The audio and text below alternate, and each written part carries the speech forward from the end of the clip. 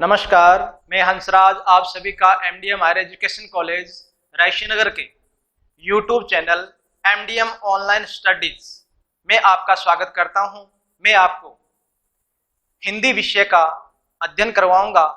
आज का हमारा टॉपिक है छंद विधान। तो आइए अध्ययन करते हैं छंद के बारे में, जो रीतिकालीन काव्य बीए पार्ट सेकंड के प्रश्न पत्र फर्स्ट में टॉपिक लगा हुआ है, इकाई संख्या 5 के अंतर्गत आता है।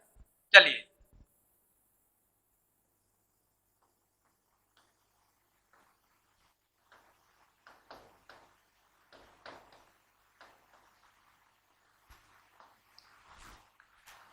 छंद हिंदी कविता के अंतर्गत छंद का बहुत ही महत्वपूर्ण स्थान है। छंद के बिना काव्य के अंतर्गत रोचकता नहीं बन पाती है। काव्य के अंतर्गत प्रेषणीयता, एक लय, एक उसके अंदर जो आनंद की अनुभूति बनानी है, वो छंद ही इसके अंतर्गत काम करता है। तो सबसे पहले मैं आपको छंद शब्द की व्युत्पत्ति कैसी हुई, किस धातु से हुई है, उसके बारे में बता रहा हूं। छंद शब्द की व्युत्पत्ति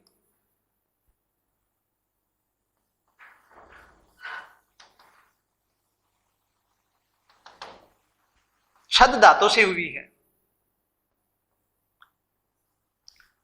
छंद शब्द की व्युत्पत्ति छद धातु से हुई है, जिसका अर्थ होता है आच्छादन करना।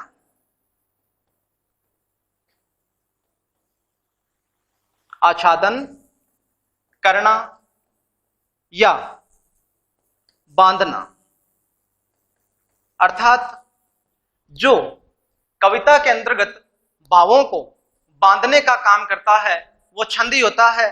तो इसका अर्थ बांधना, आच्छादन करना, जो बंधा हुआ हो, नियमित हो, आह्लादित करे, वह छंद कहा जा सकता है। तो छंद शब्द की व्युत्पत्ति छद धातु से हुई है, जिसका अर्थ होता है बांधना या आह्लादन करना, अर्थात आनंदित करना। तो छंद शब्द की व्युत्पत्ति और छंद का अर्थ क्या होता है?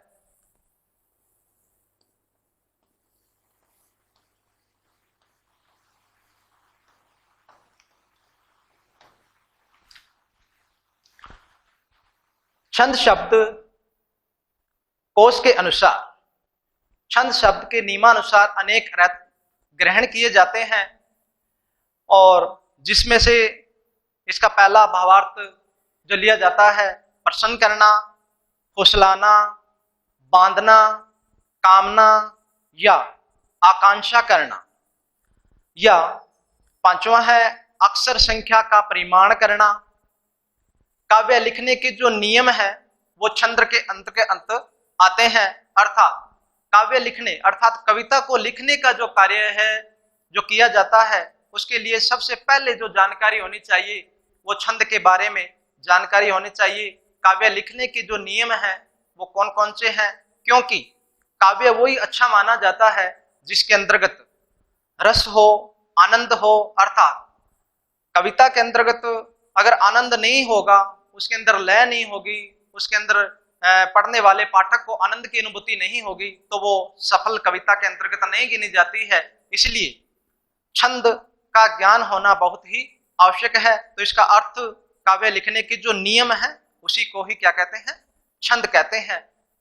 विभिन्न प्रकार के विद्वानों ने हैं जिन्होंने छंद की परिभाषाएं दी है, लेकिन मुख्यतः या सामान्यतः जो छंद की जो परिभाषा है, छंद की परिभाषा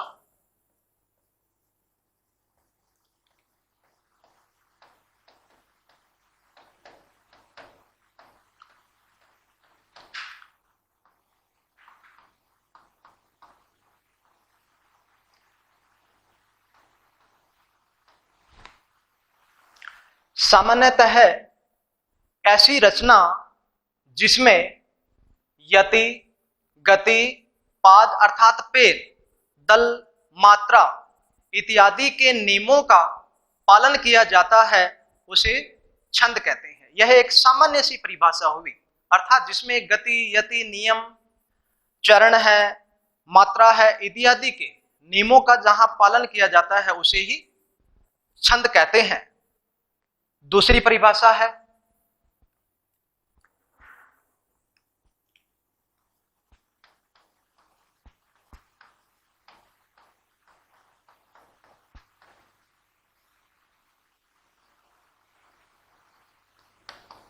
गति, यति आदि जो नियम है उसे छंद कहते हैं। यह एक सामान्य परिभाषा, सामान्य रूप में इसको जाना। दूसरी छंद की जो परिभाषा है, छंद प्रभाकर में छंद की परिभाषा है निम्न प्रकार से दी गई है। एक दोहा टाइप में इसके अंतर्गत दिया गया है। कौन सा है? छंद प्रभाकर।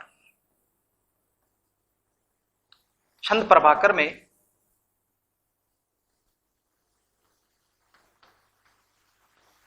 छंद की परिभाषा,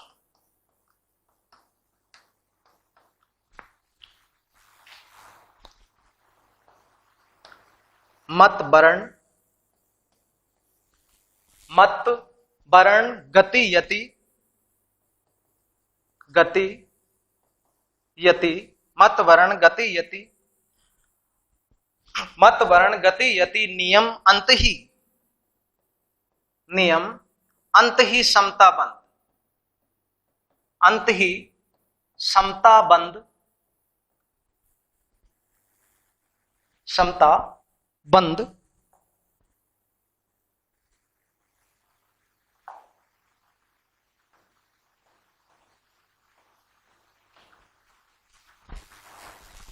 जा पद रचना में मिले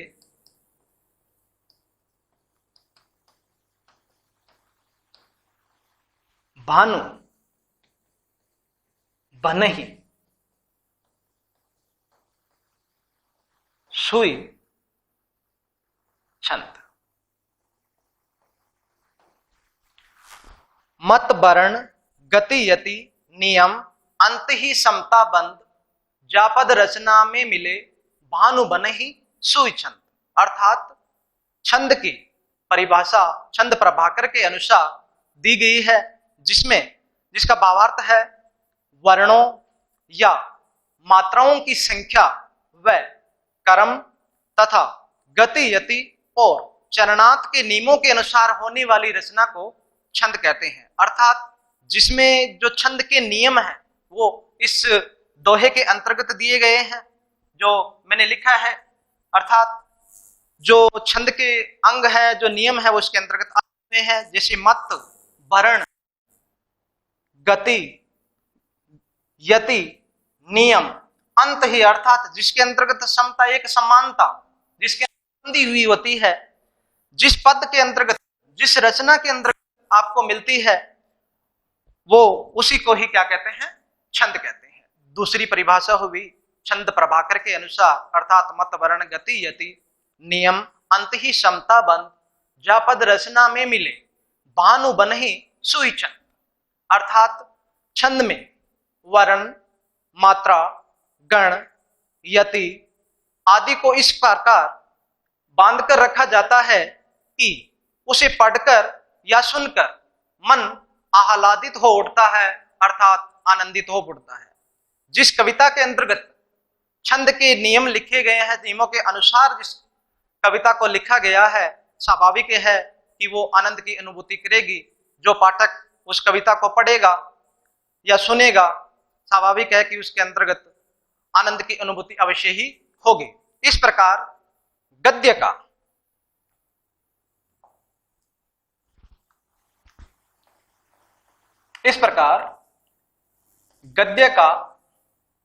नियामक,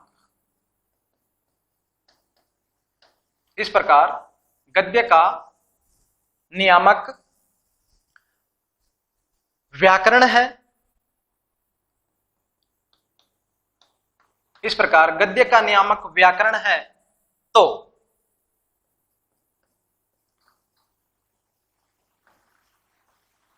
पद्य का छंद शास्त्र,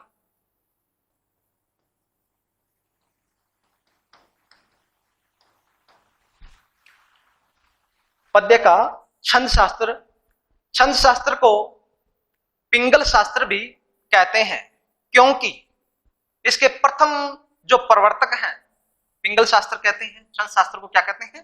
पिंगल शास्त्र।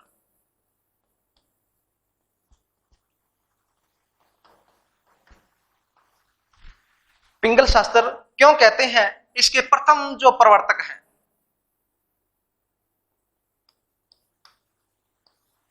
प्रथम प्रवर्तक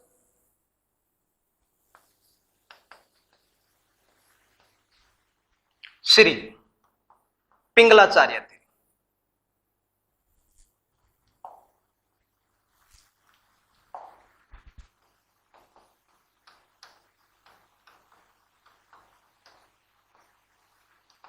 इसलिए इसको पिंगल शास्त्र, पिंगलाचार्य थे इसलिए इसको पिंगल शास्त्र कहते हैं, जिन्होंने जो ग्रंथ छंद का सर्वप्रथम जो वर्णन मिलता है, छंद का प्रथम ग्रंथ,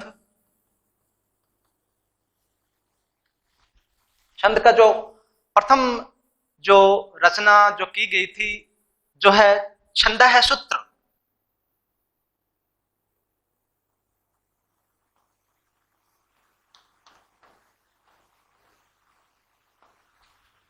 पिंगलाचार्य जी ने जिसको लिखा था, इसके अंतर्गत छंद शास्त्र की जो नियम है बताए गए हैं, जिसके अंतर्गत जानकारी दी गई है।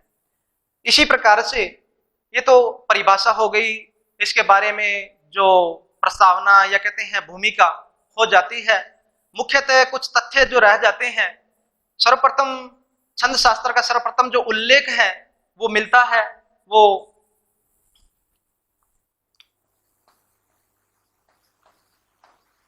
सर्वप्रथम उल्लेख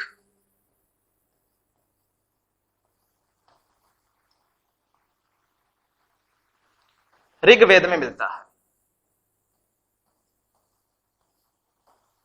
ऋग्वेद में मिलता है, क्योंकि वेद भी छंदों से दूर नहीं है, अछूते नहीं है, क्योंकि जो वेद लिखे गए हैं वो छंद के अनुसार ही लिखे गए हैं, इसलिए काव्य के अंदर उनको शामिल किया जाता है। ये तो होगी छंद के जो तथ्य हैं, परिभाषा हो गई, अर्थ हो गया, उसकी व्युत्पत्ति हो गई। अब छंद बनता कैसे है, किन किन तत्वों से मिलकर छंद बनता है, तो मैं उसके बारे में आपको इस आगे अध्ययन करवा। अब छंद के अंग,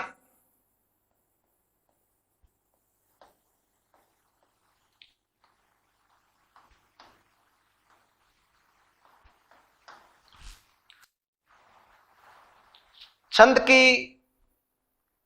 अच्छी जानकारी के लिए, छंद को अच्छी तरह समझने के लिए सबसे पहले अपने को छंद के अंगों के बारे में जानकारी होनी चाहिए, तभी अपने छंद को अच्छी तरह से समझ पाएंगे, बता पाएंगे इसके अंदर कौन सा छंद है, कितनी मात्रा है, कितने वर्ण हैं, ये सारी जानकारी। तो इससे सबसे पहले अपने को छंद को अच्छी तरह से समझने के लिए, उसको करने के लिए छंद के अंगों की आवश्यकता होती है। जिस प्रकार से मनुष्य का जो शरीर बना होता है 5 तत्वों से बना होता है, इसी प्रकार से छंद के भी अंग है। अचल राम जी अपनी वाणी के अंदर लिखते हैं कि पंच तत्वों का बना शरीरा, भीतर भरा जयकारा, अर्थात 5 तत्वों से जैसे मनुष्य का शरीर बना हुआ है, अग्नि, जल, पृथ्वी, आकाश आदि ये तत्व जो 5 है जिनसे मनुष्य का शरीर बनता है, इसी प्रकार से छंद भी अंगों के द्वारा बनता है। तो मैं आपको अंगों के बारे में विस्तृत जानकारी समझाने की कोशिश कर रहा हूं। तो सबसे पहले जो अंग आता है वो है वर्ण। प्रथम जो अंग है वो कौन सा है? वर्ण। अब सबसे पहले अपने को समझना पड़ेगा भी छंद, वर्ण किसे कहते हैं, वर्ण है क्या। आपने देखा होगा पहली क्लास, दूसरी क्लास अपने पढ़ते आ रहे हैं, उसके अंतर्गत पहली क्लास से अपने को सिखाया गया है स्वर है, व्यंजन होता है। लेकिन अगर वो जानकारी अपने को नहीं है तो अपने स्वाभाविक है कि देवनागरी लिपि को अच्छी तरह से समझ नहीं पाएंगे। इसलिए वर्णों के बारे में जानकारी होना बहुत आवश्यक है। वर्ण को ही हम अक्षर कहते हैं, वर्ण मिलने से ही अक्षर बनते हैं। और वर्ण, मैं आपको वर्ण कहते किसे हैं, क्या परिभाषा होती है, उसके बारे में बता रहा हूं। ध्वनि के वर्ण की परिभाषा अर्थात ध्वनि के जो प्रतीक है, ध्वनि के प्रतीकों को ही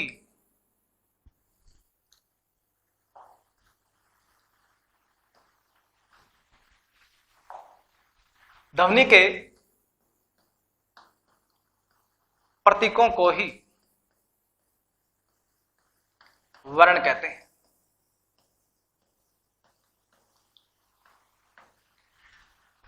ध्वनि अर्थात ध्वनि के जो प्रतीक चिन्ह हैं उन्हें ही हम क्या कहते हैं, वर्ण कहते हैं। प्रतीक के लिए अपने जिस प्रकार से वर्ण के अंतर्गत आ जाता है स्वर और दूसरा है व्यंजन।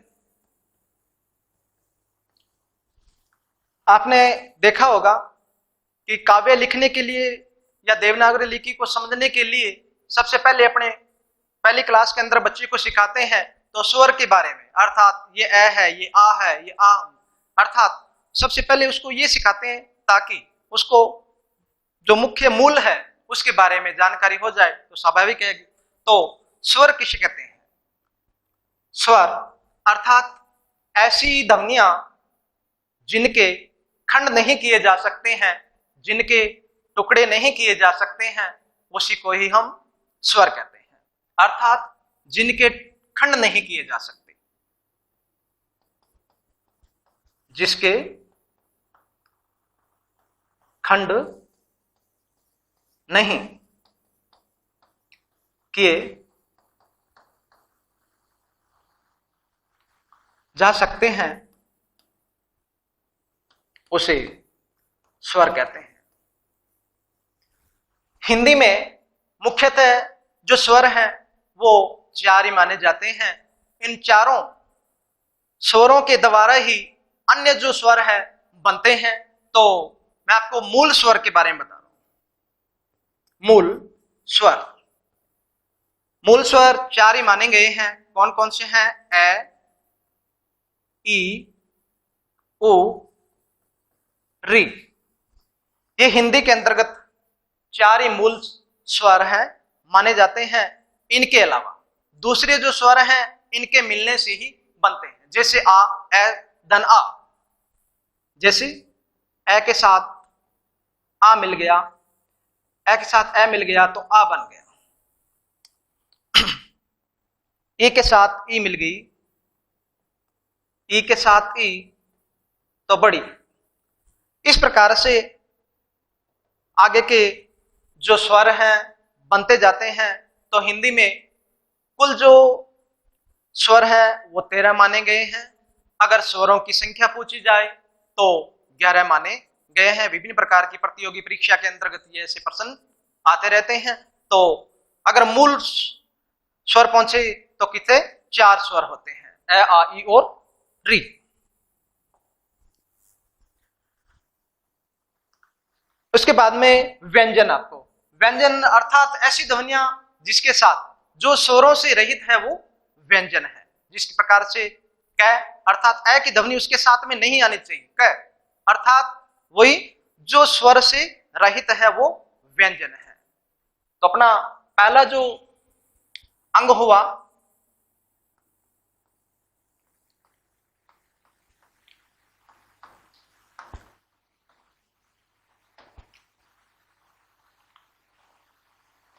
पहला वर्ण,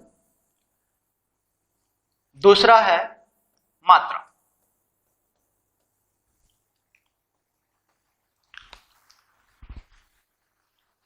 हिंदी में मात्रा का बहुत ही महत्वपूर्ण स्थान है।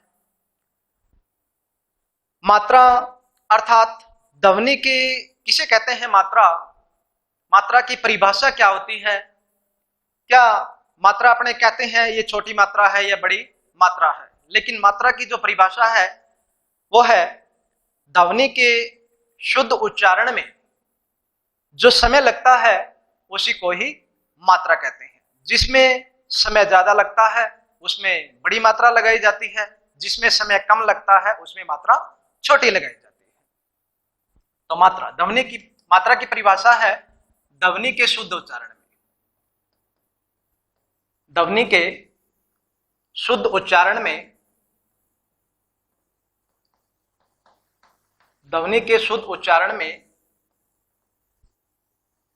जो समय लगता है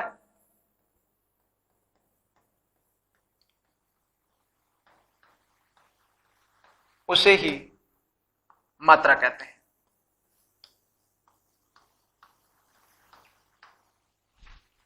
जिसमें समय ज्यादा लगता है उसमें बड़ी मात्रा, जिसमें समय कम लगता है उसमें मात्रा छोटी लगती है। तो अपने हिंदी के अंतर्गत दो प्रकार की मात्राएं लगाई जाती है, एक तो है हाशु और दूसरी है दीर्घ मात्रा।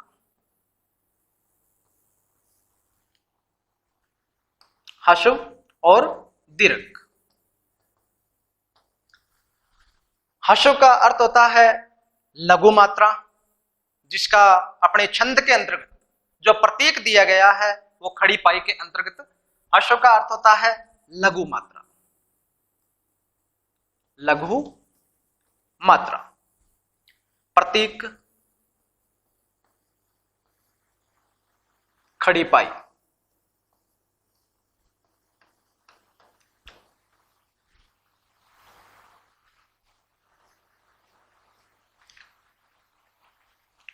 दीर्घ अर्थात गुरु मात्रा,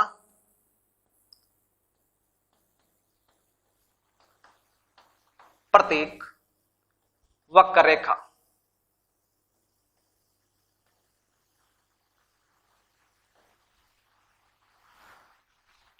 छंद के अंतर्गत अपने मात्राओं की गिनती करने के लिए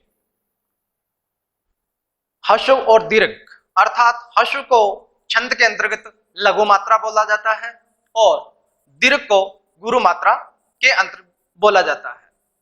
तो लघु का प्रतीक अपने जब मात्राओं की गणना करने के लिए आगे मैं आपको जब गणना करवाऊंगा तो उसके अंतर्गत अपने को लघु और गुरु को समझने के लिए आवश्यकता पड़ेगी। तो इसलिए लघु के लिए जो प्रतीक है वो एक खड़ी पाई के रूप में जाना जाता है और पहचाना जाता है उसका प्रतीक, और दीर्घ के अंतर्गत वक्र रेखा के रूप में उसको जाना जाता है। तो लघु जो स्वर है वो उसके अंतर्गत हशु जो अपने लघु स्वर,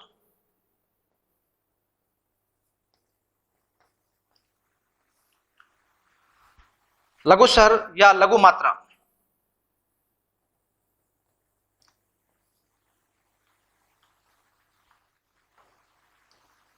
ए, ई, ओ, री, ऋषि और चंद्र बिंदु, ये अपने को कविता के अंतर्गत या किसी छंद के अंतर्गत मिलेंगे तो अपने को उसको लघु के अंतर्गत गिनना है, अर्थात उसके लिए जो प्रतीक का प्रयोग करना है वो एक खड़ी पाई के रूप में उसको संकेत देना है। इसी के साथ आज का लेसन यहीं संपन्न करते हैं। इससे आगे का जो अध्ययन अर्थात छंदों के अंगों के बारे में या विभिन्न प्रकार के जो छंद लगे हुए हैं उनके बारे में अध्ययन नेक्स्ट वीडियो के अंतर्गत अपने अध्ययन करेंगे। और हमारे YouTube चैनल को देखने के लिए आप इस चैनल को सब्सक्राइब करते रहें और ताकि हमारे आने वाली जो नेक्स्ट वीडियो है आपको उपलब्ध होती रहे। धन्यवाद।